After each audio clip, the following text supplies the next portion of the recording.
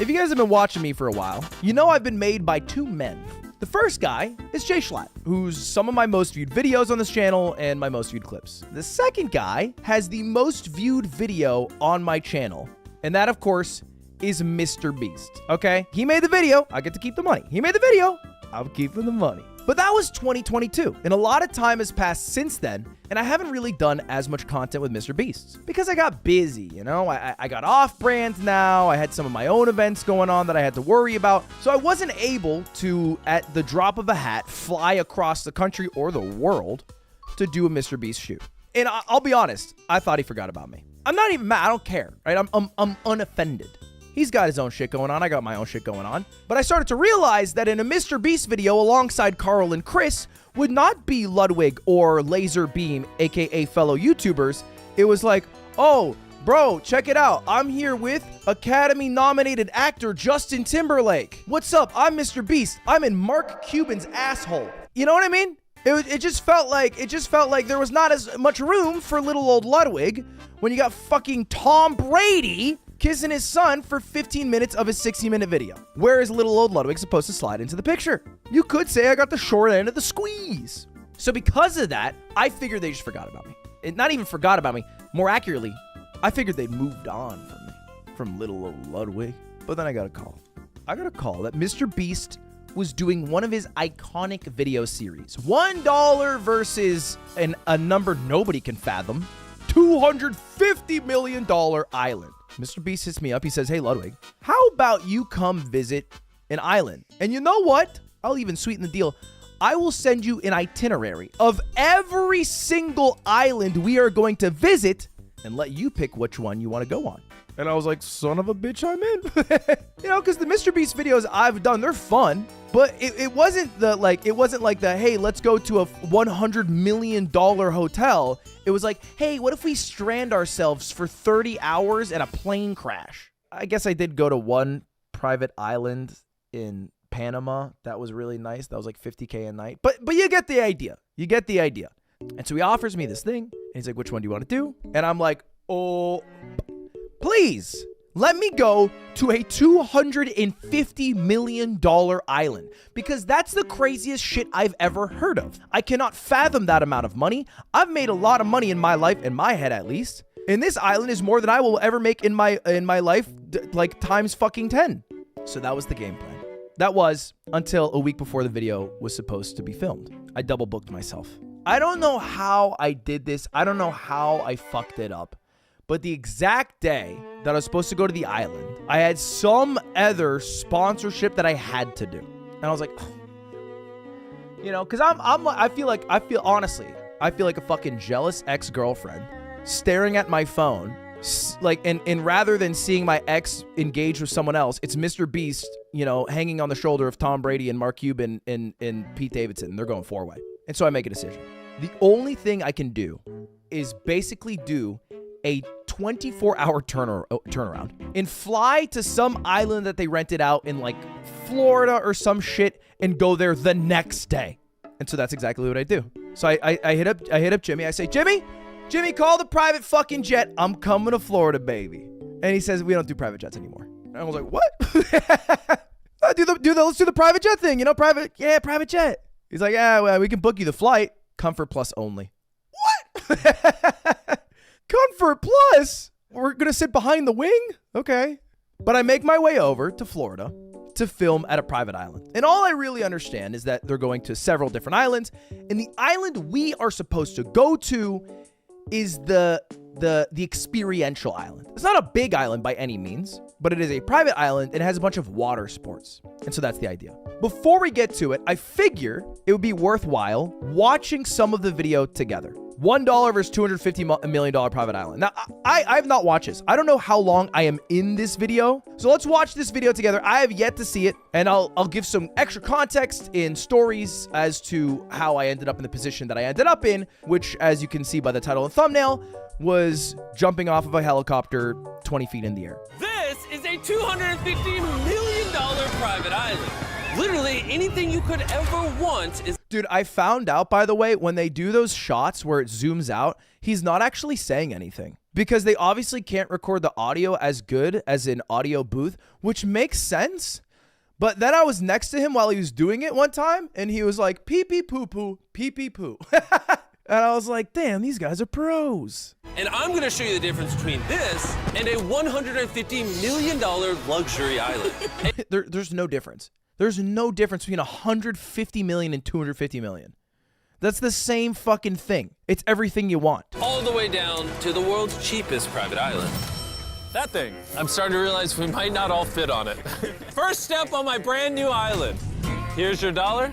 Thank you, sir. Thank you for selling it to me. It's yours now, buddy. Let's check out what I just bought. My first impression. That's not an island. That's moss. He just scammed you. So I'm gonna blow it up. Okay. Dude, I think we have to stop Mr. Beast from blowing up islands so much. It's been an obsession in his past few videos. I'm a little concerned. I don't think it is a far-fetched idea to imagine Mr. Beast running for president. And after Donald Trump won the presidency, I think anyone has the potential to win. I just think it's a bad habit for him to be forming now, because there's a non-zero chance he'll be the president one day. You know, this is what I'm thinking about here. This island is literally swarmed with hundreds of monkeys. I can see why it's called Monkey Island. What's this monkey? It's Odie. Oh, Odie took my orange. Okay. Monkey seafood, monkey take. All the monkeys on this island have a strategy for interacting with people. They gaslight you into thinking that you're friends, and then they steal your food. You can have it. Dude, there was this in Japan. I went to this island in Japan that had a bunch of monkeys on it. It was a fake island at a zoo. And Connor brought us there for this IRL stream. And you had to put a towel on the back of your neck because the monkeys would just have shit hanging out of their ass and they would just take dumps on you. And I was like, wow, this makes it so much less cute, but it is still somewhat cute. But man, I wish they weren't shitting on me. Notice how all the water around you is freezing. What? Whoa, that took a lot of effort. And we put that much effort in to convey that the $5 million island is very cold. And where we're going next, most of the year looks like this. But it's going to look like this. No joke, this island is so cold right now that the lake around it is actually frozen solid. Which means to get there, we're gonna be using an interesting vehicle. Okay, look, I don't want to call it clickbait, but can you call it a $5 million island if it's frozen over and connected by frozen water? Can you call it that is my question. I'm not being controversial here. I'm just asking questions. It's frozen over and they're driving like a damn road vehicle on it. So they hurried over to these futuristic self-heated huts to stay warm. Oh, this is so small. These huts are able to stay here completely year-round because not only can they float on warm, peaceful lake water. See, that's swag. Dude, that'd be kind of horrifying though. I don't know if I would like to be in a hut that I feel trapped on. And while staying on this island, you're given unlimited 5-star food. I think he thinks we speak Finnish. Elikkä tämmönen perinteinen suomalainen. Yeah, no, I vibe with that. It looks good. This is the best island. I don't know how any island's gonna beat this. Maybe one where I could feel my hands. And Carl's hands are in luck because the next island is not only warm, but more expensive. Dude, it's crazy. They spent like dead ass a minute 15 seconds on that $5 million island that they rented out. All they did was eat food for a second and then ride a dog for a second. This is my island. Yeah, baby. This island is tiny, but arguably one of the most luxurious ones out there. I always forget they're going to use the shots that I'm in. So I just act like a jackass. I don't know why I'm stanced up like a jackass. I'm just going to go off on a limb here. I made a lot of jokes. And when you're on an island and you're talking about the price of an island in the year of our Lord and Savior 2024 that we are in, with the memes that we have, Epstein comes to mind. It comes to mind, okay? It comes to mind. You make a few jokes along the way. I'm imagining it didn't make the final cut. Because here's my reality, all right? We're going to probably watch this. And again, I haven't seen it yet. It's probably going to be a couple minutes.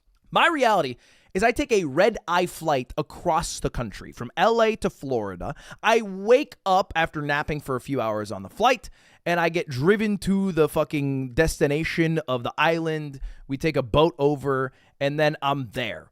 From basically like 10 a.m. or some shit until like 6 p.m. with the expectation of flying out that same night because I had to shoot the next day. This was like a whirlwind trip for me. And what I was told is that this is one of the smaller islands in this entire thing, but what it is filled with is water sports. And so all I have to do, little old me, is just have a good time. And then I found out what they meant by fun. We hope you have a blast, just don't break anything. Yo, we should try to break one thing.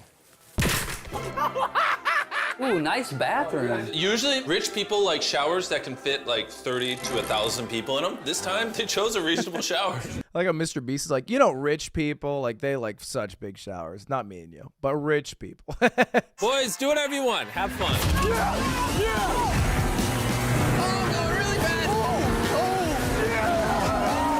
Okay, dude, all right. So here's the thing about doing a Mr. Beast video. Mr. Beast is famous to a degree that is unfathomable. And I think because of that, it gets him good deals and maybe good experiences that most people might not be able to get. For example, the person who I think rented out this island, or maybe worked at the island, but the person who was driving the boat knew Mr. Beast. And I know this because at one point when we have a quiet moment together, me and this boat driver, he says, "Man, I love all the stuff you guys do." And I go, "Thanks, man. I appreciate that." He's like, "Yeah, those Mr. Beast videos are great. I know you're a Fortnite guy, right?" And I'm not here to fucking correct him and be like, "No, sir, I'm not." So I go with the flow. I'm like, "Yeah, Fortnite. Fucking love Fortnite, dude." He's like, "Yeah, man, that's a game I play the most. Victory Royales and all that." And I'm like, "Yes, yep, Victory Royales and whatnot. We are the same, you and I." So he didn't know who the fuck I was. I was just a Mr. Beast associate. I've thought about this before. I think even Mr. Beast has asked me. He asked me if we were to die together in a fiery plane wreck, would I even be in the news article title? It was a question that shaped my worldview in ways I don't want to explore any further, but it did come somewhat to fruition in this trip, in this conversation. Now, because the guy knew us, he decided to change up how he normally does things. Because normally he's like, "Yeah, I normally go at like a decent pace and, rattle people around a little bit. But if you guys want, I can turn it up to 10. And he kept saying it like that. He kept saying, "I could turn it up to 10. And he was talking about driving the boat at such a high speed that when we were hanging off the back, it would be dialed up to a 10. Oh, God, one way slow to be. To get off of this thing! We were fucking gripping that shit for dear life. And after Ludwig and Carl kissed the sea at 500 miles per hour, He exaggerates. It was fucking fast, though. Because the guy said, "I'll turn it up to a 10. And because we weren't falling, he took that as a challenge, which is not what it was. I thought he was going to do his thing, and if we survived it, we would all go back to camp together, and he'd be like, "Son of a bitch, you did it." Instead, he decided to dial it up to a 12. per hour. And so I hit the water, fucking skipped. You know how fast you have to go for a 200-pound man to skip like a damn rock? They skipped over that shit. I was wounded. I was like, "Fuck, man. Thanks for bringing me out, Jimmy. Appreciate that. If you could give me an Uber Black, private jet, business, whatever you guys got going on, back to LA. This was dope. Appreciate you all." But that is not what was in store for me. Ludwig's gonna jump out of a helicopter. He really is. No, wait, I'm not. Wait, what? That was a bit staged, right? That song. I didn't find out in that exact moment. I did find out 1 hour before that. It was not staged when Carl, as we are driving to the island, turns to me and says, "Dude, it's gonna be crazy when we jump out of a helicopter." "Yeah, it's gonna be fucking nuts, bro. I don't know how you signed up for that." I'm like, "What? I didn't." "Oh, okay. Ludwig, common misconception. It was probably a guy named Roderick that said," I didn't say that. I'm not jumping out of no damn helicopter. But Carl is a god-like gaslighter. And Carl also has no fear. You guys might know Carl just from Minecraft, and you might think of him as this, soft, plushy little guy, little Minecrafter, "Oh, he's so, fucking ooh-woo," or whatever the fuck you might think. You got it fucked up, brother. Carl's a psychopath. While we were at this island, at one point, we decide to go on a jet ski together. This motherfucker starts maxing out the jet ski while I'm on the back. And at one point, my ass goes flying up. I have to fucking suck my body back to his. And then I have to, the way it works for my body is I use my chest hole as a suction cup. And you know what he says? He goes, "Dude, I forgot you were there." What do you fucking mean you forgot I was there? After that, I got off. I said, "Jimmy!" And Jimmy went and got me, and I jumped out and I swam to his like it was a life raft. And somebody's fucked in the head when getting on the back of Mr. Beast's jet ski seems like a safer idea. Anyway, fast forward. Carl's like, "Dude, this helicopter thing would be so fucking sick. And the more I start saying it, the more I start convincing myself. Now, a couple of notes here. Mr. Beast himself refuses to fly on a helicopter. He's scared of them. It is not a safe vehicle to ride. There's some danger in a helicopter as opposed to some more conventional modes of transportation like a car or even a commercial airplane. And I've seen this before. We did a video shoot where we were getting saved by a helicopter team. And at the end of the video, Mr. Beast goes, I didn't get on the helicopter because I'm scared of that. See you later. So Carl's like, dude, the only one that's going to do it is me and you. Because Nolan's out. Chris is like, I'm not doing it. So he's like, dude, I'm not doing it alone. I'm only doing it if you're doing it and I want to do it. And I was starting to get around to the idea. And eventually I was like, yeah, I'll fucking try it. And he's like, hell yeah, dude, it's going to be fucking awesome. Let's do this. About 10 minutes before the helicopter is about to take off, somebody comes in. I don't know who. Somebody on the Mr. Beast team. And they just hand me like a piece of paper. They're like, and I start reading it and I'm like, waiver to sign off rights of your life in case of grave injury or death on the... I start realizing this is some real shit. I'm signing my damn life away. And at that moment, I was like, maybe I back out. Maybe I back out. What the hell? Just back out. I'll back out, dude. I'll come home. I'll fucking cheat in a video game. I'll upload the video. I'll get 5 million views. That's a paycheck. And I'm sitting there and I'm like, oh, okay, all right. It would be so fucking lame in my own mind if I didn't do this. Not because Mr. Beast wanted me to or Carl wanted me to, but this is the coolest thing I could do there, and why not do the coolest thing I could do? But I need a little insurance. So I decide, when signing the waiver, allegedly, to throw down Carl Jacobs. Because I know he signed his own waiver, so they think they just got 2 waivers from Carl Jacobs. They come finding my waiver. Uh-oh, they find out that Ludwig didn't sign one. I get grave injury. I sue for $100 million. Call it a day. Get out of there in one piece. No harm, no foul. I'm jumping out of a damn helicopter. Let me sue for a couple mil along the way. I feel like that's a good trade-off. I'm not a crazy man. And then we had to do training. And the training was scary, man. So it's me and Carl. It's this helicopter. And as they showed it earlier, dude, the helicopter did not even fit onto the dock or onto the landing strip. They landed the helicopter on here. It barely fucking fits. And for about half an hour, we're practicing the act of getting in a helicopter, unbuckling, standing on the side of a helicopter while it is floating 30 feet in the air, and then jumping out. And I say jumping out because that's a term we use colloquially. You cannot jump. Because here's what the guy said. He's like, oh, yeah, don't jump, by the way. I'm like, why? And he's like, well, 2 reasons. First reason, if you jump, it's going to, rock the helicopter a little bit. Could be a little scary for the people inside. Second reason, because you might realize I'm a fucking tall guy, 6'3", right?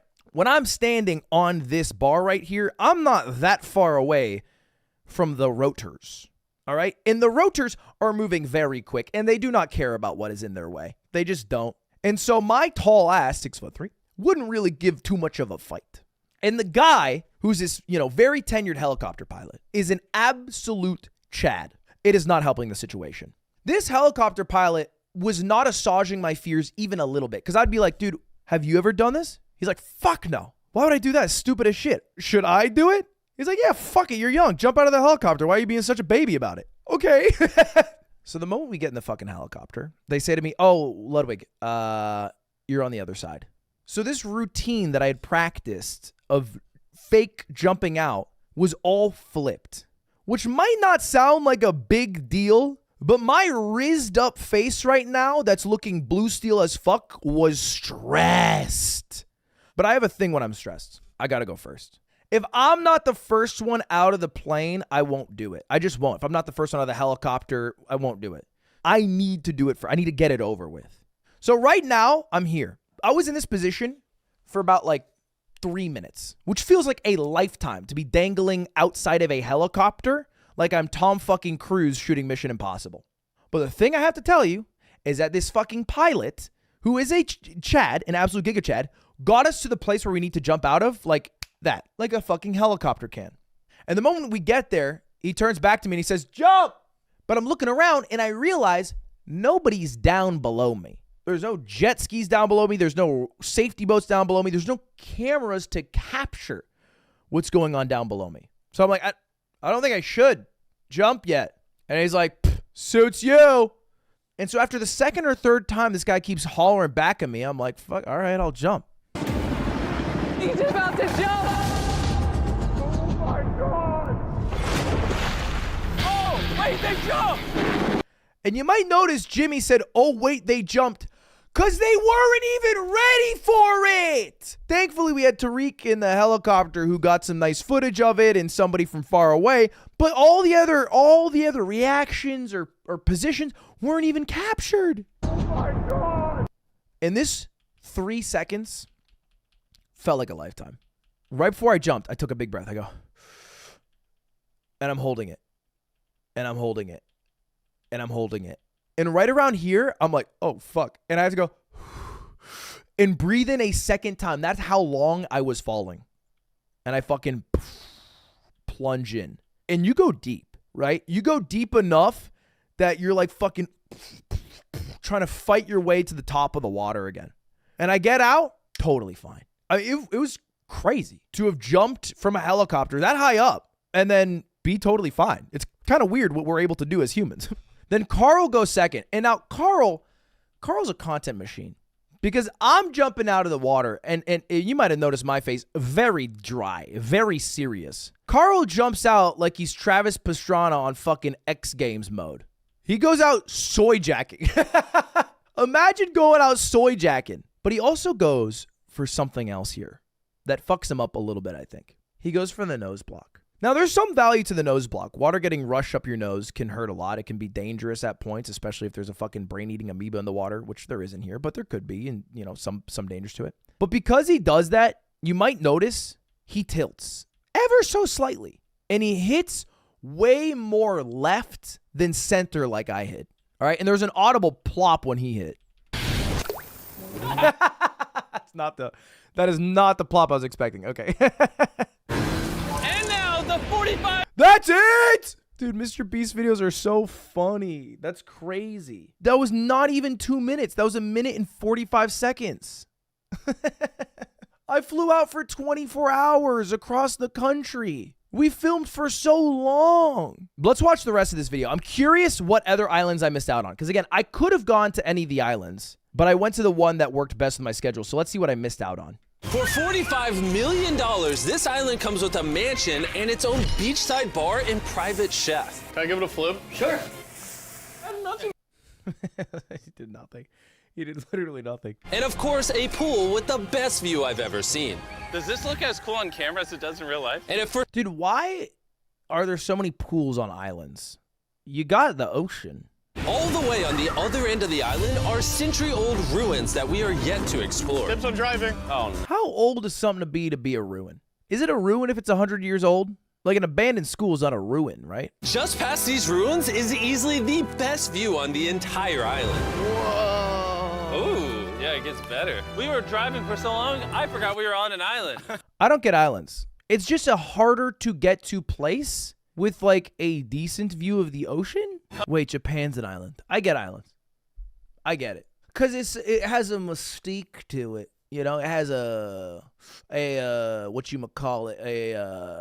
ambiance, if you will. This next island is arguably the second most expensive island that money can buy.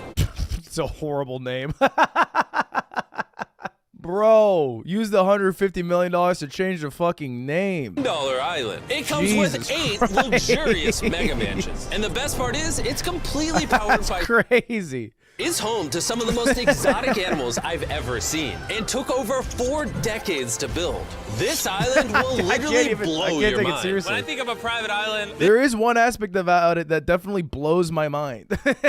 The island has a house with a driving range on the roof where you can hit golf balls into the ocean because these are made of fish food. That's kind of swag. That's kind of dope. Imagine you're a fucking fish. You're just fucking chilling in the ocean. And then you look what hit you and it's just food. And you're like kind of mad, but you're like, all right, well, shit. Ooh. You should probably hit it further so you don't hit someone. Look at all those flamingos. They're so... Did Carl just growl at Chris? Hit someone. Did you see that? Afterwards, we got swarmed by a bunch of lemurs that live on this island. Get over here! dude? Jimmy, I don't know if you noticed that there's 2 lemurs on your. Yeah, I know. I'm trying not to move. Here, I'll put food on there. Oh, please don't. And if you're wondering where all of these exotic animals came from, most of them, sadly, are endangered species and are on this island because the owner, Richard Branson, brought all of them.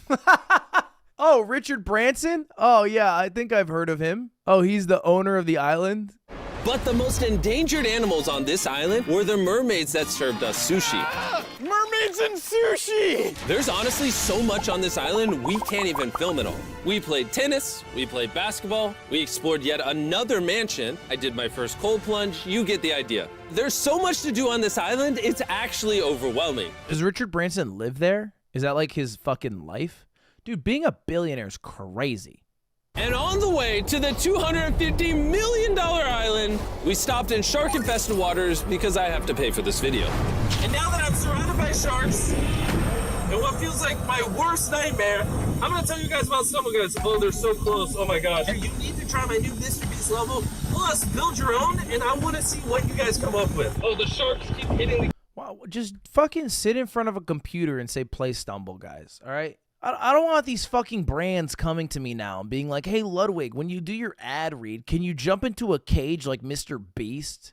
Dude, what if you go skydiving and while you're falling, you say, hey, viewers, check out fucking eBay. Eat shit. Let me sit behind my damn computer. I'm comfy.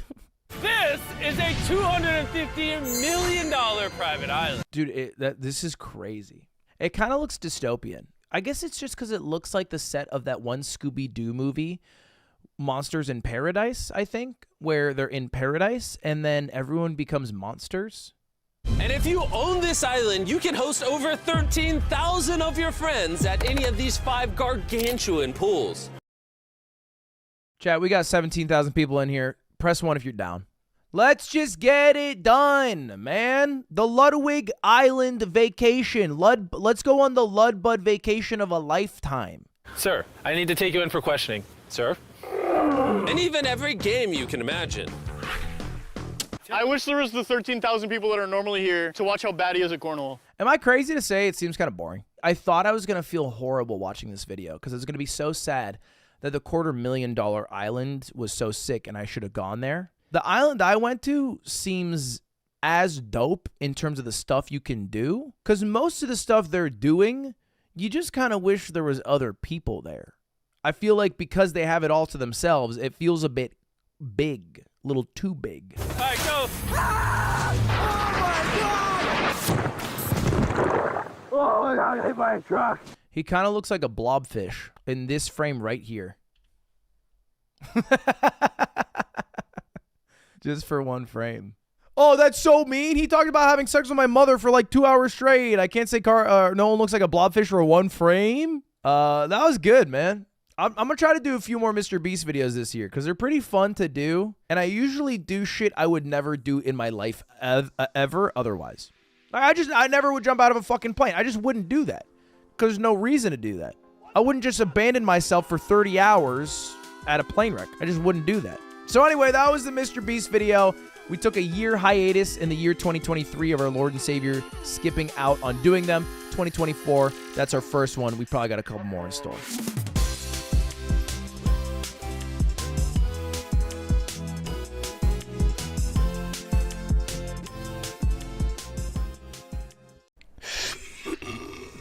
So I went to my first ever bachelor party for my friend Jake, who's getting married this year. Jake did the very conventional bachelor party location of good old Las Vegas, Nevada. Las Vegas, baby. All of my friends, Jake and everybody, they were Ubering to the casino and I got there early. In the 10 minutes it took for them to Uber over, I lost $3,000. Okay, Saturday starts, and this is the big day. This is the full day I'm there. Now, I went to bed at like 6 a.m. because I was degenerately gambling, but we had to wake up at 10:30 to go to a pool party. Our main man, David Guetta, was performing at 11 a.m. So we all got up at 10:30, and like just to paint a picture, it was about 8 of us, and we were all wearing shirts that said, "I'm not the groom, but I'm a groom's man," matching. All of us, except for Jake, who's wearing a shirt that's like, "Who's got 2 thumbs and's getting married?" this guy.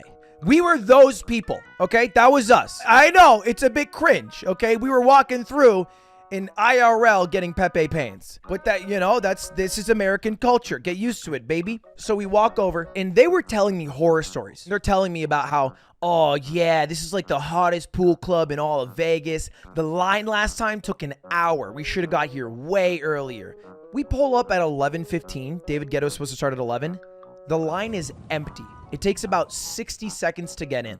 We go into the actual club. There's a bunch of pools. Nobody's there at all. It's a ghost town. All the pools have 0 people in it. There is one dude on the dance floor who's doing this. By himself. And I swear to God, 3 people film him, laugh, and walk away. He did that for an hour and a half. By himself. And I was like, what the fuck? What's going on? Why is there nobody here? Now, they were getting drinks, and while they were getting drinks, I made my way over to a little food place. And here's the biggest thing you have to learn about Las Vegas. Tipping culture gets you everywhere you want in Vegas, aka money gets you everywhere you want to go in Vegas. So I ordered a croissant, $16, by the way, for a bacon, egg, and cheese croissant. But I gave a $20 bill, and then the guy gave me back the change. I got the croissant. I gave him back the 4. The moment I gave him the 4, it was like a fucking GTA NPC, and it unlocked a new voice line, and the guy took my $4 and said, oh, by the way, if you ask for a cup with ice, you can fill it up in the bubbler, and then you won't have to pay for the water bottles. And I was like, okay, can I get a cup with ice? And he's like filling a cup with ice, and he's like, and then while he's doing it, he's like, oh, and I should mention, David Guetta's not getting here till 3:30. Good luck. And I unlocked a piece of information that we had not known going into this. Because when you looked at the website, when you buy the tickets online, it says David Guetta, 11 a.m. The actual time he was coming, 4.5 hours later. I wolfed down my croissant and I walked back to my group, where I was handed a drink that I promise you has killed men before. This is a 32-ounce bottle. I was handed something this large. It was kind of like this Yeti container with a straw coming out. The contents of it were gin, vodka, and about maybe 2 squirts of soda water. It was a mega pint of pure alcohol. If you lit a lighter next to it, it would burst into flames. It was disgusting. It was undrinkable. I could not drink the beverage without gagging every single time. But here's the problem about being with a bunch of guys in Las Vegas at a bachelor party. They all throw out every single part of your brain that says, oh, maybe we shouldn't do this because it'll probably lead to bad repercussions later. And so I would be like, this is what I would do. And then I'd place it down. And then one of the guys, almost like a rotating group, would come to me with the drink that I put down on a table. And they said, hey, you put this down. Keep sipping. And I would go. And then someone else, hey, you put this down. Keep sipping. And I was like, what the fuck are we doing here? God damn, if we got served Kool-Aid by a cult leader, you guys would be telling me to sip it. I was getting mob mentality. They warned us when they gave us the drink that the drink was supposed to last you the entire day. It was an insane amount of alcohol. So again, I'm sipping. Everybody else is going hard. They went from here down to here. It's like me and my friend Zach, who are like keeping it kind of like, man, we're up here-ish. Just to paint a picture of how drunk this alcohol got some of the guys, one of the guys who we were with threw up in the pool and got kicked out before anyone was even there. It was so obvious he was drunk because nobody was even there. David Guetta wasn't even out, and he was like by himself in a pool, and he threw up in it. And they were like, okay, well, you got to go. But that also created a window of opportunity. We put all of our things into a locker. I put the code 1337. And this is where I you know what? I was a bad friend. I went with Jake, and I had been gambling with Jake. And Jake spun it up from $100 to $800. And me and Jake went to the locker because we had to get some of our things out because the guy got kicked out. And when we walked over to the locker, Jake spilled his drink. Slow motion. And maybe a third of it poured out. And he's like, oh no, that was like $40 of alcohol. And I was like, oh dude, no, that sucks. Let me just fill it up a bit for mine. And he hesitates for a moment, and he has like 2 parts of his brain. One that wants to bully me into drinking, and the other that wants to drink himself. And he's like, oh, okay. And I go, here you go. I re-up. I am left with maybe this much. Jake has a brand new container. This starts the beginning of the end for Jake's day and evening. I go back to gamble a little more. Jake walks over to me like this. How much money am I up, dude? How much money am I up? And I'm like, you're up 700. So he's like, I got $700. I'm like, no, you have 800. He's like, I'm up $800. He's like, dude, give me some money to gamble with. I'm like, no, Jake, you shouldn't. But he keeps pushing me. So I give him like a couple hundred to play with. 5 minutes later, he comes right back. Can you give me some money to gamble with? Jake, what happened? He's like, well, I lost the money, but I need to win it back. It's so, I do this to him. I go, buddy, that was all of it. He was like, oh, we tried. While I secretly had like another like 400 of his dollars in my wallet. And he got all bummed. Then he walked back to the pool and he got in the pool. 4 hours finally passed. I had been there for 4 hours and David Guetta comes on. Finally, David Guetta comes on at like 4 p.m. He played Bulletproof, Nothing to Lose. I go to my friend Eric and Zach, who are the only ones that are kind of sober. And I'm like, yo, anyone want to go? And they're both like, yeah, we're down. We leave. Or at least we try to. I thought this was kind of funny. The three of us were trying to leave, but the only problem was the other 5 guys were so drunk that when we told them, hey, we're going to leave, the locker code with all your phones and wallets is 1337, they couldn't repeat the 4 numbers back. They couldn't do it. And we were like, oh, fuck. I mean, that's tough. You can't leave 5 drunk guys who won't be able to figure out how to get their phones and wallet alone in Las Vegas. So Ludwig 7s for Zach. He stays behind. Absolute trooper. Just so he can put in 1337 and then me and Eric take our leave.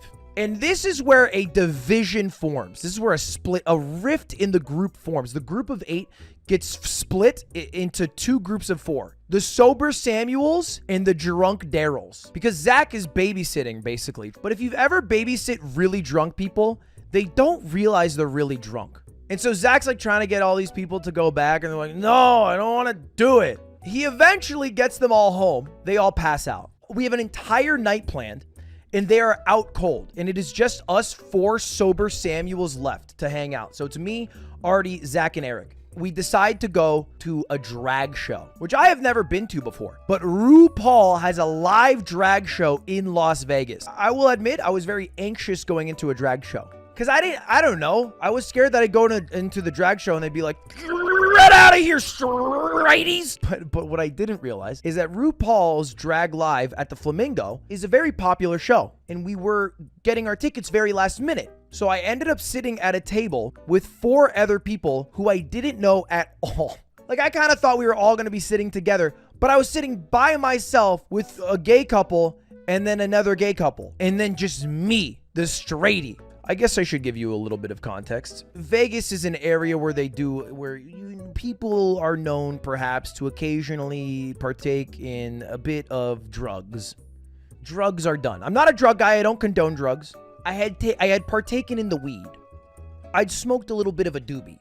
I huffed a little devil's lettuce. I'm not happy that this entered my body. And if I lose a few of you as fans today, I understand. Okay, don't say Lamau drugs, like weed's lame. What do you want me to say? We took ketamine to go to a drag show. I smoked a pot cigarette. But the problem with smoking a pot cigarette is you become a little more anxious and you become a little more self-conscious. So when I'm the only straight guy sitting at a table with gay couples at a drag show, I was like even more paranoid. And Ginger Minge, who was the host of this drag show, was a god at crowd work and would specifically call people out, had people come on a stage. And the whole time I was like, oh, please don't beat me. Please don't beat me. And there's even this is embarrassing. There were certain points where they were like, if you're here with your partner, everybody clap, and everyone clapped. And then they're like, if you're here and you're gay and single, everybody clap, and everyone clapped. And it was like, and everyone was like, yeah. And then Ginger was like, if you're here and you're straight, clap. And nobody clapped, so I didn't want to clap. Because I thought it'd be weird if I was at like a drag show and I was like, yeah! Wow! Boobies. I thought that'd be weird, so I didn't clap. But the problem with not clapping is it made everybody at the table with me think I was gay, which isn't that big of a deal, by the way. I'm okay with them thinking that. But so the way it worked is there was 2 booths that were U-shaped. So it was like this and like this. And I was sitting here, and my friend Artie was sitting here, and there was a divider between us. And he did the same thing I did because we both smoked weed and we were both self-conscious. And when he sat down, his booth wasn't fully filled out. And there was like these 2 older women, and they were like, oh, you're gonna love who you're sitting next to. And then the other person goes, or maybe you're gonna hate it. And my friend Artie was like high and self-conscious, and he's like, cool. And then walk in 2 young women. And then they sit down, and he doesn't clap at the part where they're like, clap if you're straight. And they're like, oh, so you hate this. Like implying like, oh, you hate sitting next to women because you're gay, and you'd love to sit next to a man because a man would make you so fucking rock hard because you're so gay. Dude, the guy behind me kept chirping too, because if you've never seen RuPaul's drag show, it's basically 5 people who are doing drag. Naomi Smalls, godlike, like 8 mile long legs. Naomi, if you guys know RuPaul's, I stand Naomi Smalls. Everyone else, you can throw them out. Not as big of a fan. But they have this thing, just to give some context, in RuPaul's drag show, they have this thing called Pit Crew. And they go, oh, Pit Crew. And then 5 dudes walk out who are all just ripped dudes. 5 Channing Tatums roll out. And every time they roll out, the guy who's sitting right next to me was like obsessed with this one guy he was like, yeah, number 17. Because they had like numbers because they had jerseys. Number 17.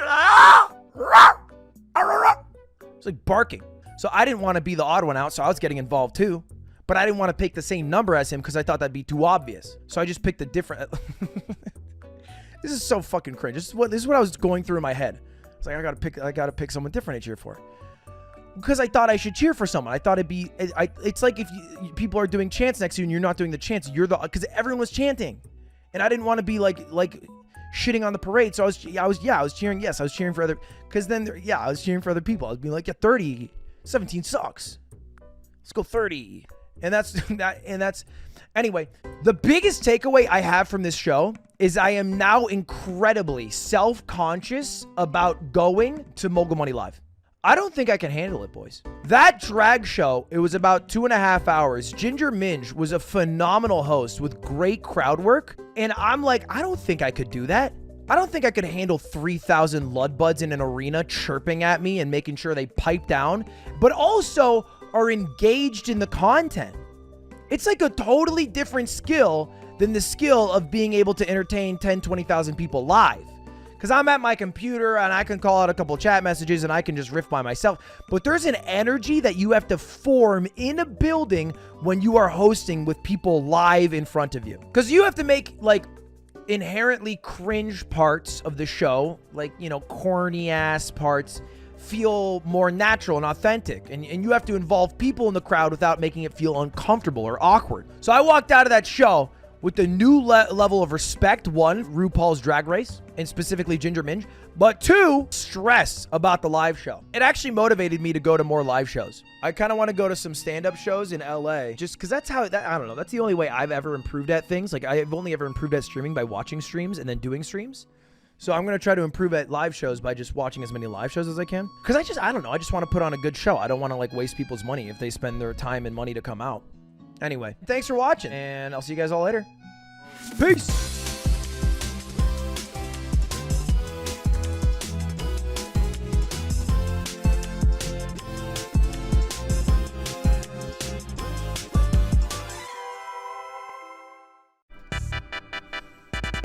Boys!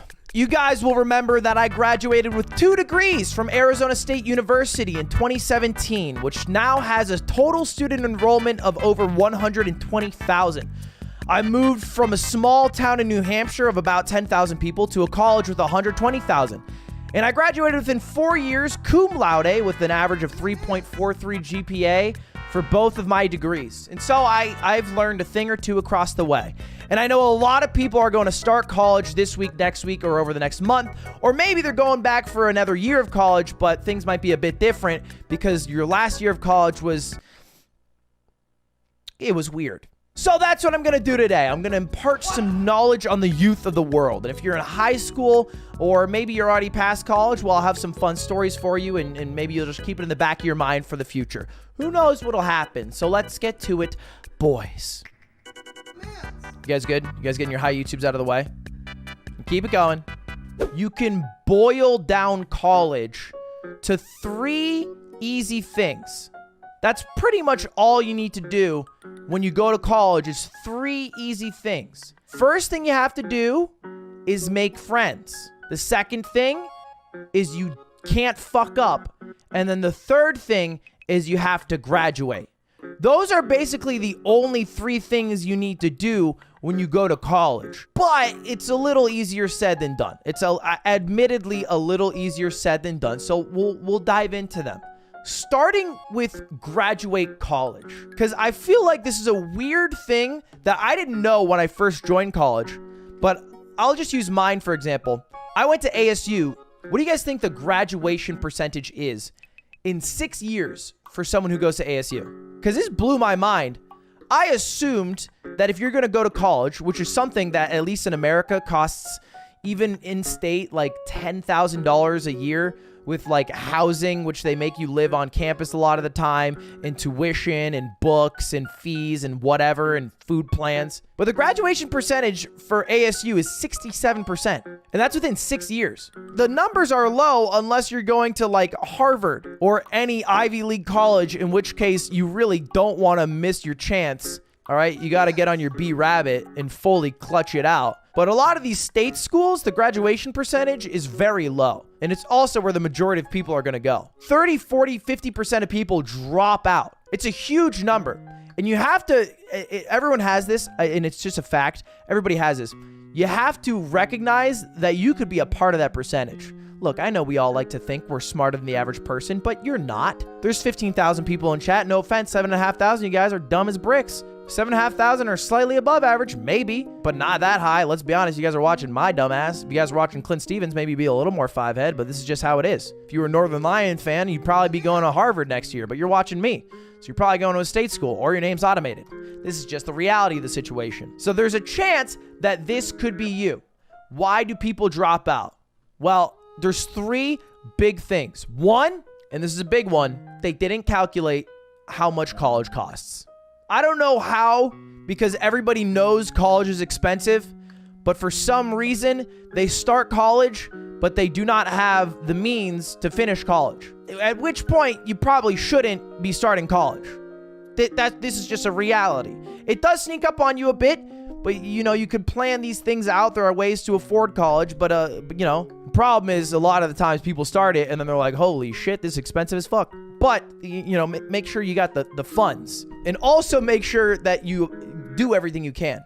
For example, when I went to Arizona State University, I applied and received a scholarship. It was the New American Scholarship, and it was because I had a pretty good SAT score. It wasn't great. I'll say what it was. It was 1290 out of 1600. It wasn't great, but by Arizona State University standards, I might as well have been a former Harvard grad student. They thought I was a fucking lord. I think also part of it was family circumstances, but 1290, it's not that bad. 1290 is fine. But I got a scholarship for that. I got a 1460. Okay, so this is your moment right now. If you got a higher SAT score than me and you don't have a scholarship, you are still dumber than me. And I don't make the rules. I'm just telling you the rules. If you are telling me right now that you got a 1500, but you're sitting there with 0 scholarship, you're dumb as fuck. And that's on God. Now, I will say, don't make the mistake I did, because my scholarship was contingent on my merit, meaning that I don't just get to have the scholarship and then keep it forever. I have to maintain a 3.0 GPA. In my first year of college, I did not get a 3.0 GPA. I, in fact, got a 2.5. This was in part because my first semester of college, I was going through a bit of a metamorphosis. You see, they say when you go to college that you leave behind high school and you can be a totally new person. In high school, I was a goofy kid, a class clown who would make jokes. I was a virgin. I was the soccer team's bench captain. I wasn't that cool, but people liked me. But I was like, in college, I'm going to be a Chad. So you know what I did? This is real. I showed up, and when people asked me my name, I said, yeah, my name's Anders, which legally is my middle name. Legally. All right? That is legally my middle name. This is true. I know if you go to IMDb and you look up Hivemind, it says my middle name is short. This is a lie. I need to confirm that this is a lie. I don't know why this exists, but it isn't true. It's not true. This is fake. This is fake news. My middle name is Anders. Anyway, besides that, that's weird. Whoever made that, please revert it to Anders. Just saying. Anyway, moving on. I was Anders for the first, month. Every single person on my floor who came up to me, I told them my name was Anders. We went through it. It was easy because I could just make the joke from Workaholics. Anders, and I'd be like, yeah, like Workaholics. And they'd be like, fucking no shit, dude. It got to the point where my roommate, who I literally got brunch with 2 days ago, still called me Anders 4 years through college. After a month, I switched back. I was like, I'm Ludwig now. I'm Ludwig again. But it was too late. It was too late. But the truth is, you can reinvent yourself in college. It's kind of dope, honestly. This is my second year of college. This is 5 years ago. This is what I looked like. I look like a baby, dude. Cute, but not fuckable. Thanks. Appreciate that. Super cool. Yeah, let's go through my pictures and decide whether I'm fuckable or not. But look, this is all, I'm just building up to say that, you know, you can be a new guy in college. All right. You don't have to go as far as to pick a different fucking name. That's a little overboard. I wouldn't recommend that. But, you know, if you were jock and you actually just like anime and want to be a weeb, you can do that. If you're a weeb and you want to be a jock and start working out, you can do that too. That's all chill. The thing about college is I genuinely don't think it is that much harder than high school. People blow it out of proportion. They say, oh, it's going to be hard as fuck. If you're STEM, the answer is yes, it will be hard as fuck. But you're also a STEM major. You did that to yourself. But if you're not STEM, it's genuinely not that hard. And if you are STEM, you can still do the same thing. And this is key. This is key. Write this down. Set a schedule. This is the key to college. The most important day of college is when you make your schedule for the semester.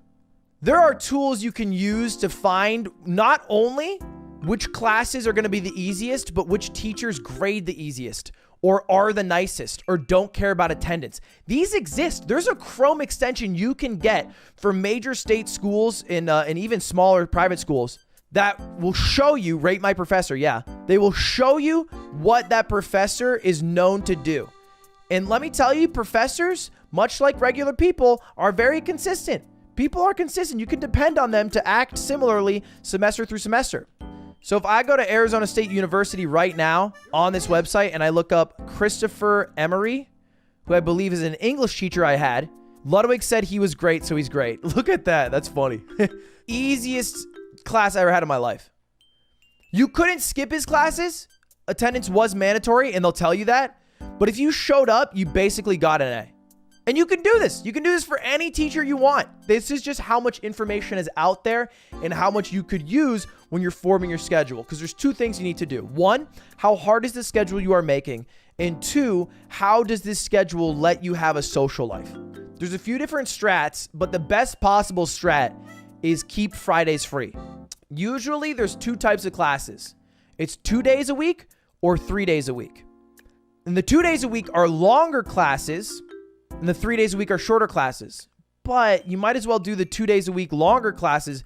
That way you get Fridays free. Or maybe you like to have your Wednesdays free and you book it like Tuesday, Thursday, Monday, Friday.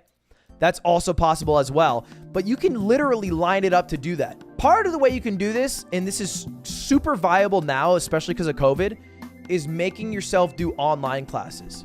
Really, all you need to do is 120 credits. Here's the thing about online classes. One, as long as you actually do the work, they're usually free. They're very easy. Sometimes you could even allegedly cheat. Not that I would recommend that.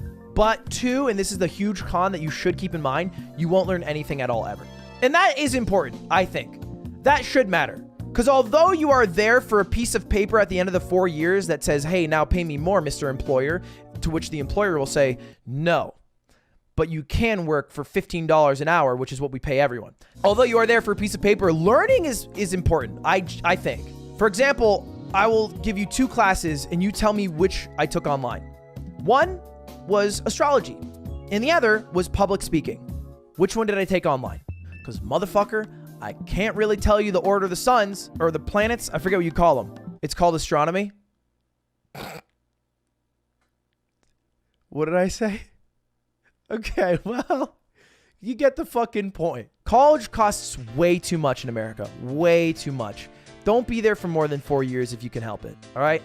I loaded up. Usually some colleges cap you at 18 to 20 credits, but if you go to a guidance counselor, they can lift your cap and you can do more. You can meet with an advisor, and I did 21, 22, 23, 24 credit semesters, and I promise you, although it sounds like I was doing a shit ton of work, it wasn't hard because I made myself a super easy schedule. It is possible to finish in 3 years, 100%. Yeah. People do it all the time. People graduate in less than 3 years when they do summer school as well. These are all viable things. What's up, Eamon? Yeah, come here. Give me your life-changing advice. If you live in a state that lets you attend a community college while you're in high school, like Washington or Illinois or other states that have these programs, in Washington and Illinois, I know it's called Running Start, do it. Because you will never get college for that low of a price. I paid like $150 a quarter for my community college in high school. I did it for 2 years.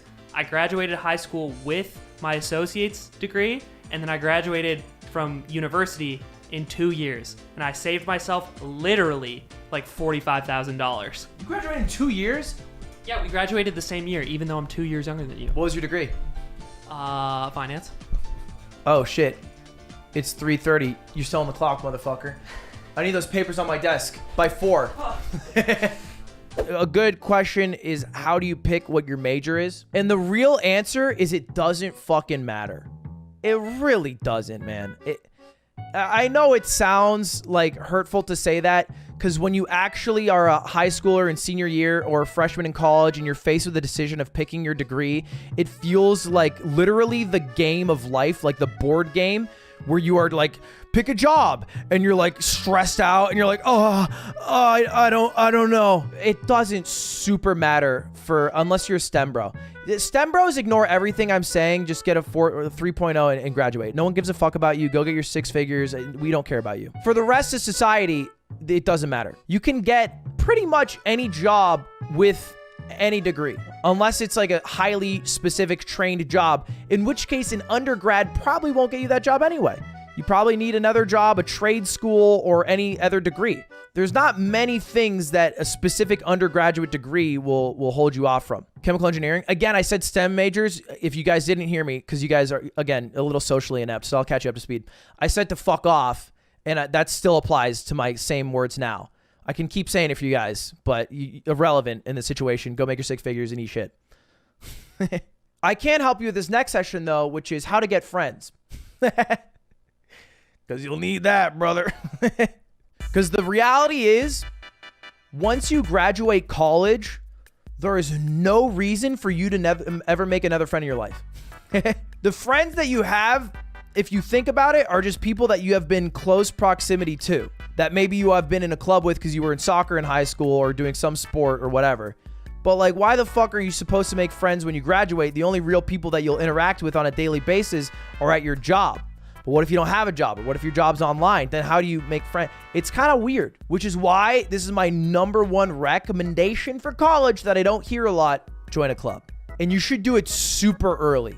Like first few months, join a club. And you don't even have to stick with the club. Maybe you do it for a semester and you're like, that sucked. You have like 8 chances at different clubs. And maybe you like it on your first try and you do it for 8 semesters long. Or maybe you don't like it, and the next semester you try a different club. But every semester, every week, the first week or second week of school, the first month basically, there's this whole period where they try to recruit people to join clubs. And clubs are goated. Some frats are kind of cool.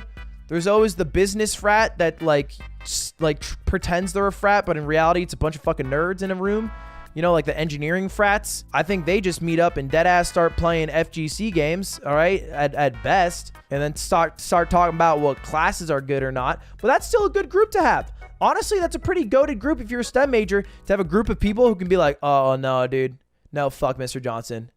No, he's actually a cock, dude. I corrected him one class, and ever since then, he hated me.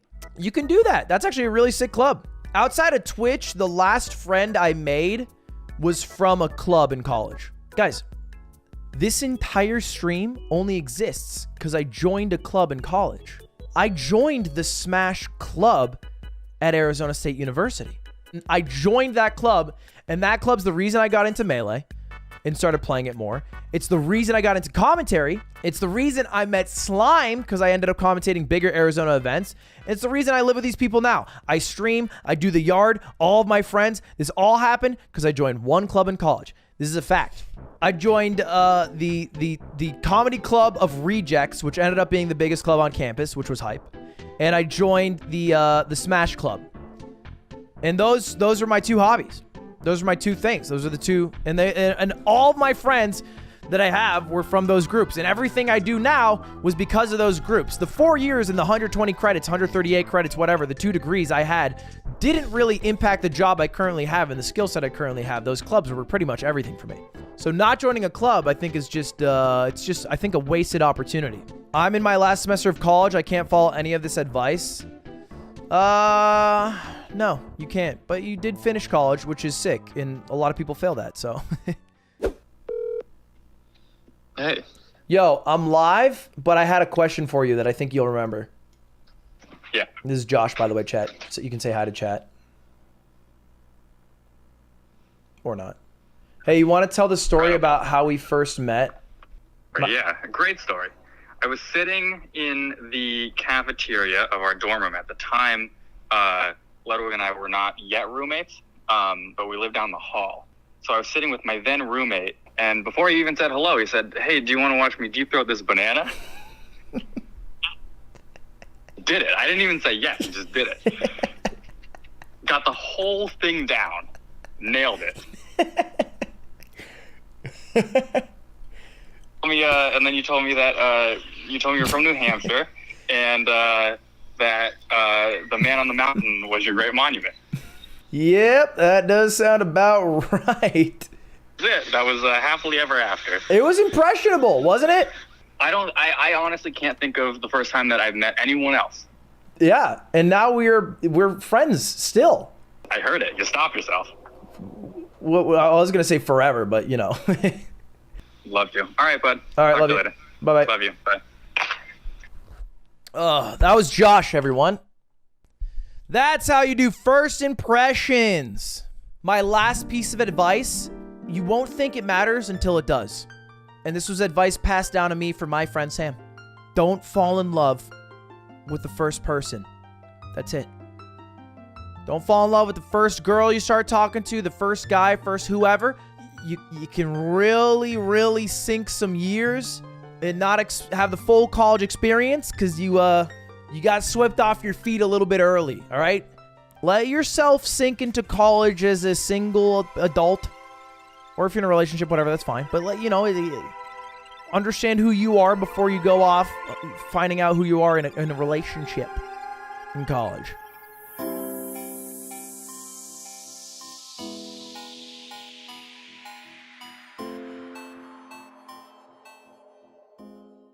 The title of this video is not clickbait. I wish it was, but it's something that actually happened to me.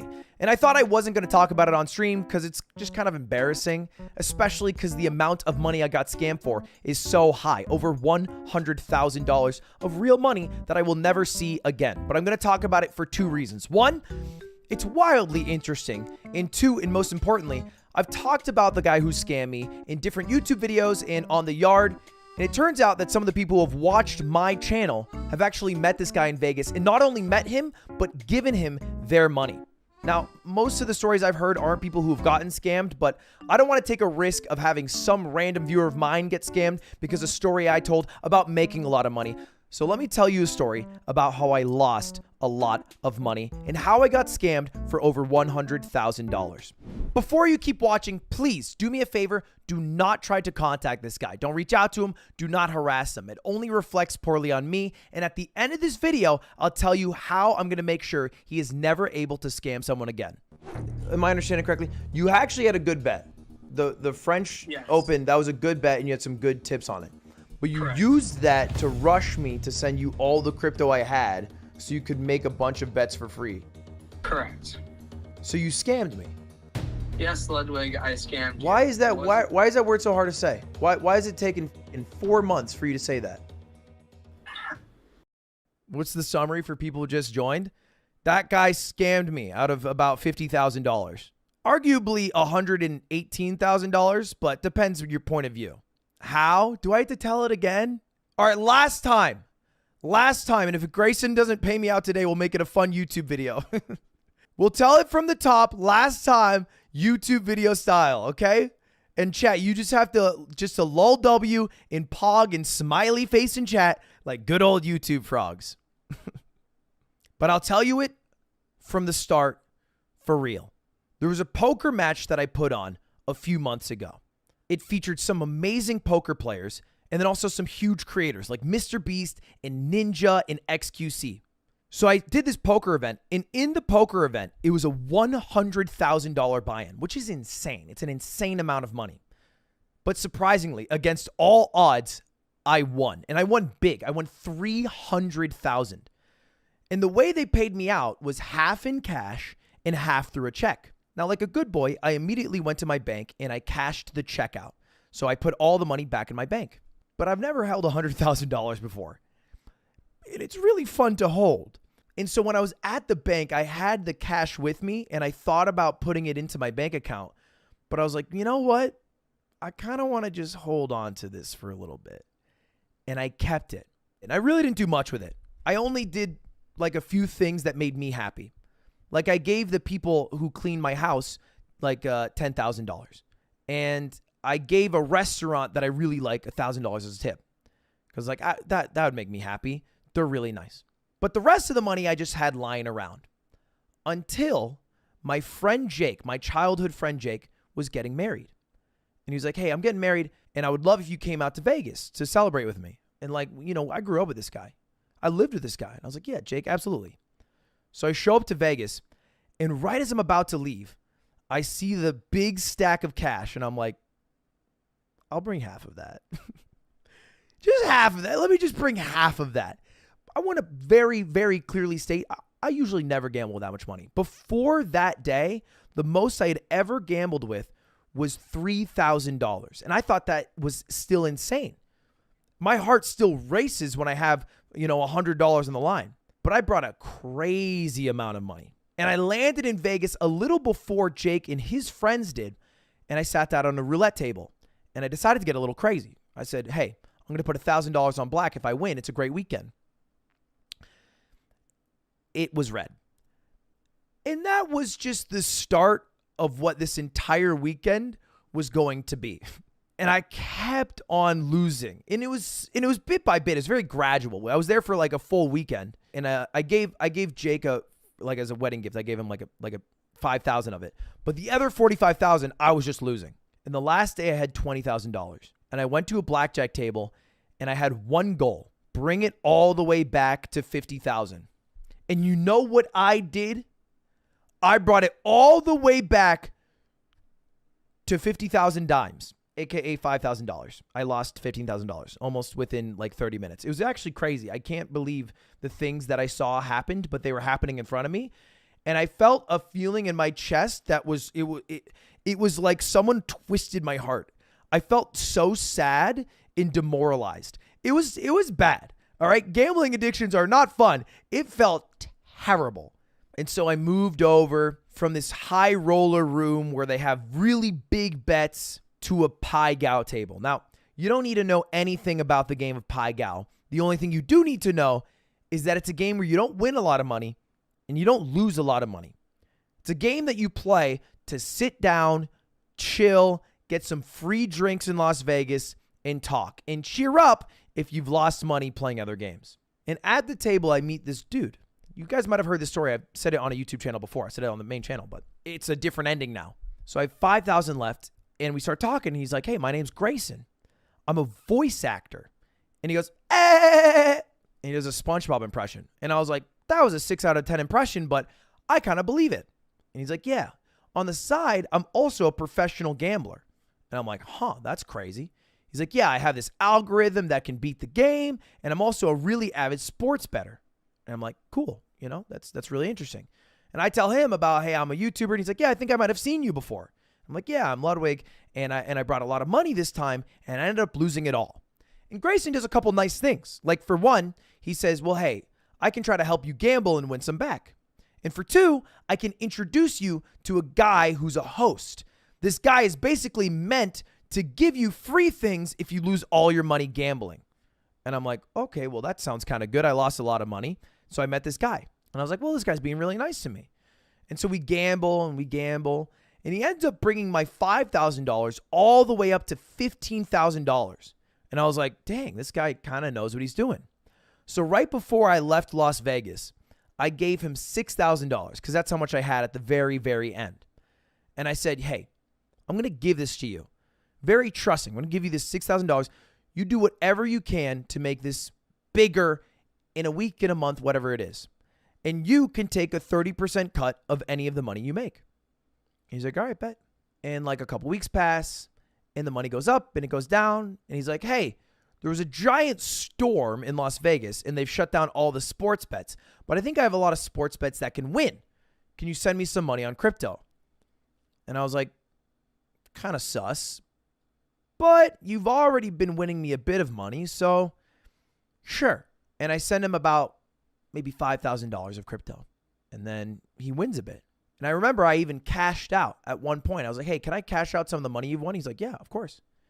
And I cashed out $17,000. And I was like, God damn, that's not too bad. Like, that's a decent chunk of money that I just won. And I started to trust this guy a bit. And then he gambles over the next couple weeks, some wins, some losses. And eventually, I get a call. I'm playing a Valorant game. I remember this very clearly. And it's from Grayson. He's very panicked. He's stressed out.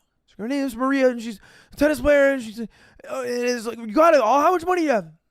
I'm like, okay, I'm in a Valorant game. I'm trying to clutch up. We got Air Coots in the building. I'm not going to try to fuck around and lose this game. I'll call you back later. Before the game even ends, I get another call from him. He's desperate. And he's like, dude, we have to do this right now. I'm like, okay, what is going on? And he's like, okay, the Women's French Open is happening right now. It's one of the biggest tennis tournaments in the world. The fourth best player in the world, Maria Sakkari, just broke up with her boyfriend. He broke up with her. She's really sad, and she wants to leave the event. So she's going to throw the second round game. And I'm there with Aiden, and he's like, and I'm like, okay, this all sounds kind of sus. And he's like, how much Bitcoin do you have? And I'm like, $0. But I have $50,000 in Ethereum. He's like, well, I think this is a surefire bet. You should send as much money as you can. So I'm like, And I literally turn to Aiden. I say, I'm going to send him everything. And Aiden's like, what? And I was like, well, it's losing its value anyway, staying in Ethereum as a cryptocurrency, one. And two, it'd be kind of a hype story if I won. And if I lose, I think I'm okay with it. Maybe not the best choice, but it was my choice. And I sent him $50,000. And then I wait. The tennis match gets delayed 2 days. I'm stressed out. I think that maybe Maria will get over her boyfriend. Eventually, I wake up. The match happened at 6 a.m. Pacific because it happened in France. And I wake up to not only Maria Sakkari losing, but losing 2-0. I immediately call Grayson. I go, dude, did we win? He goes, yes. I made a $40,000 bet. You are owed $108,000. With the other $10,000 you sent, $118,000. And I'm like, dude, this is fucking crazy. At the same time that I've won, crypto also crashes. Like all of crypto immediately halves in value. So not only did I make all this money, in a way, I won 2 times. Because if it had stayed in my crypto wallet, it would have gone from 50,000 to like 20,000. It was like the luckiest thing that's ever happened to me. And so I'm like, all right, well, Grayson, can I get paid out? And he's like, okay, well, hold your horses a bit. The guy who he made the bet with doesn't have the money. I was like, what? He's like, well, yeah, he didn't think we'd win, and he doesn't have that much liquid money on hand. It's normal.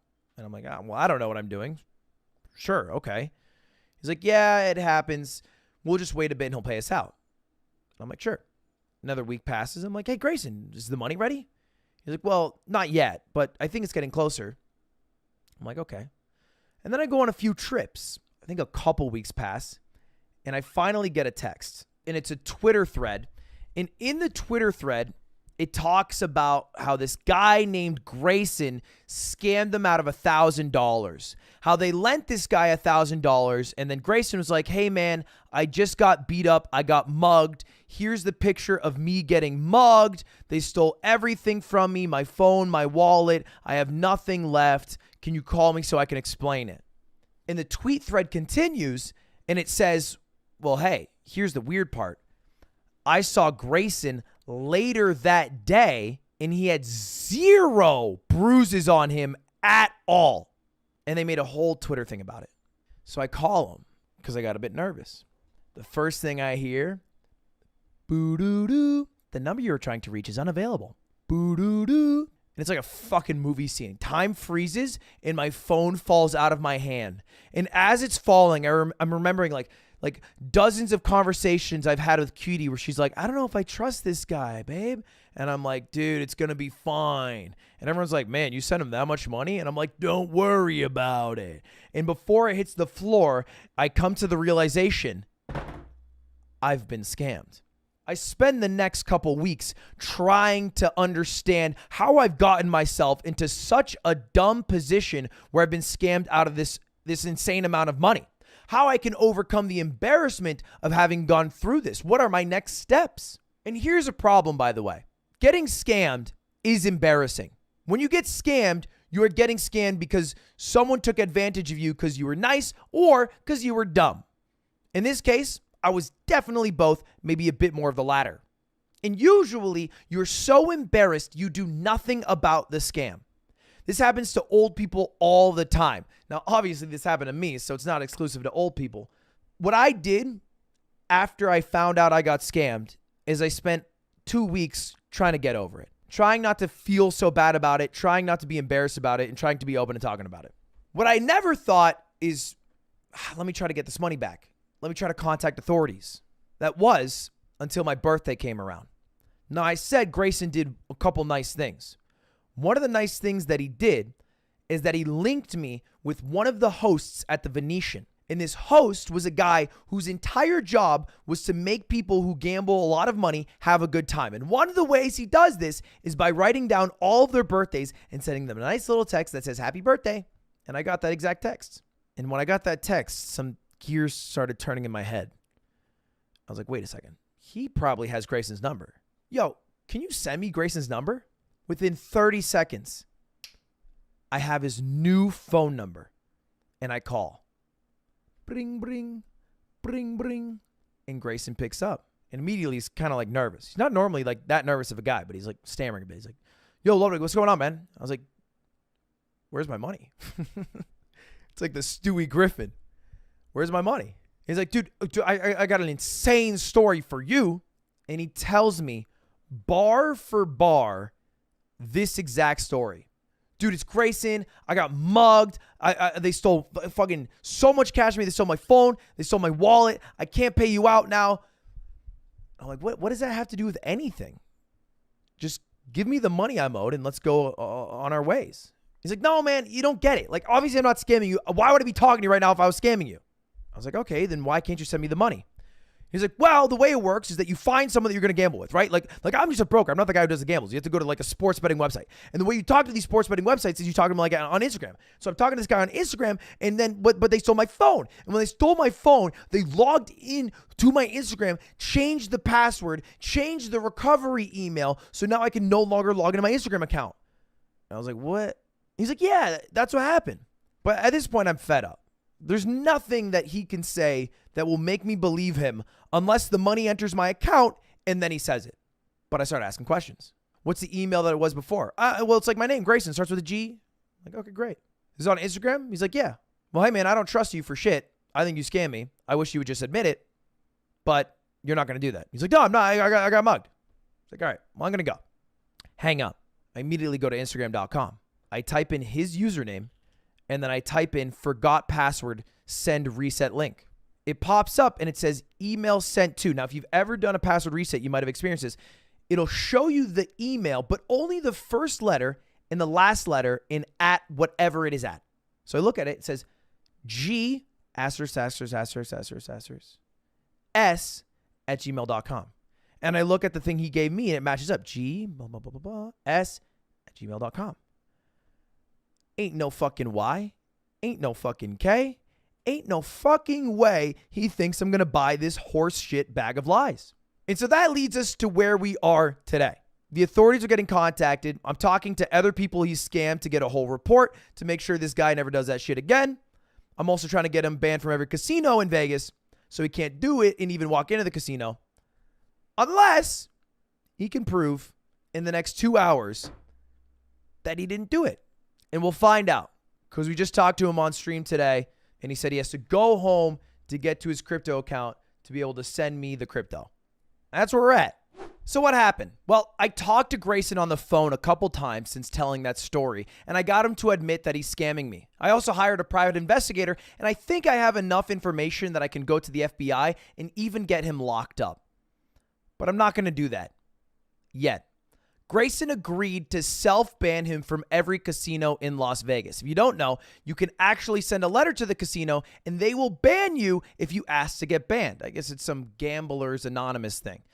Now, I think this is what happened. Grayson is a gambling addict. He oversold his ability to gamble to get funds to gamble with for free. He had an overconfidence in his ability. He thought he would win, pay back the person, and use their interest-free loan to keep some of the money. That plan works until it doesn't.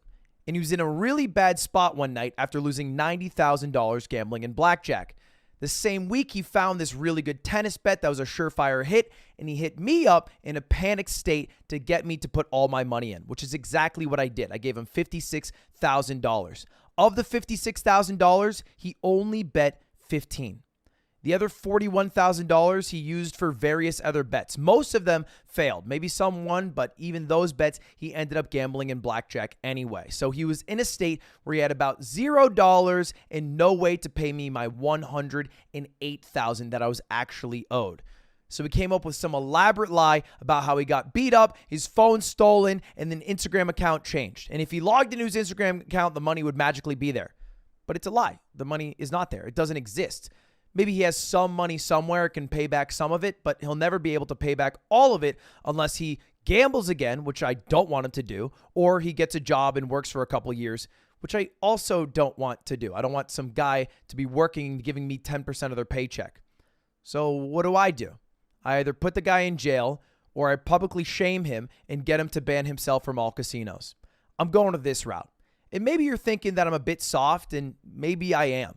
But I don't know. I think a 23-year-old kid who fucked up and is fucking people over deserves to get what's coming for them, but also deserves the other 70 years of their life that they're going to live.